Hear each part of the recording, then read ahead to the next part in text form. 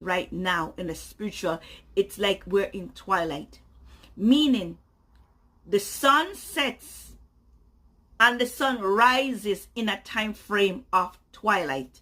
It doesn't matter what time of the day is. In the spiritual realm, it is now twilight. We're operating and functioning in twilight in the spiritual realm. That is why we as Christians, as the body of Christ, is feeling it. We feel like Jesus is going to return. That's why people are saying that Jesus is going to return in September. Jesus will not return in September, but the time frame that we are in is twilight. Twilight happens right before darkness. And I will also read a few passages like Matthew 25 verses 5 through 7. The bridegroom was a long time in coming, and they all became drowsy and fell asleep. At midnight, the cry rang out, "Here's the bridegroom, come out to meet him." So if we are operating in twilight, in this example, in the spiritual realm, it's twilight.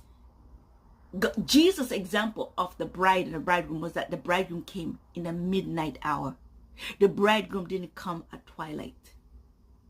The bridegroom, for example, came in the midnight hour. That was Jesus' example.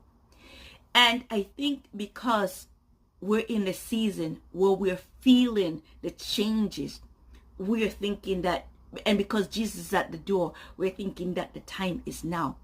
But I want you to understand, in the spiritual realm, the earth, the sun and the moon that Jesus talked about in what the Bible talk about in Genesis 8:22, as long as the earth remains, there will be plenty, planting and harvest, cold and heat, summer and winter, day and night.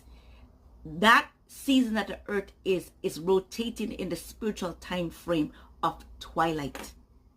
So at twilight, that's where the church is at.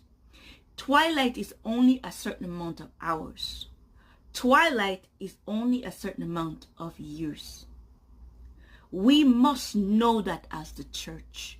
If we do not know that as the church, we will be like the 10 virgins. We fell asleep. And they all fell asleep, but some woke up. They woke up. I want to say the oil in the lamp is hope. The oil in the lamp is it's joy. But if you run out of hope, if you run out of joy, you're going out to go look for those things and you miss the bridegroom, because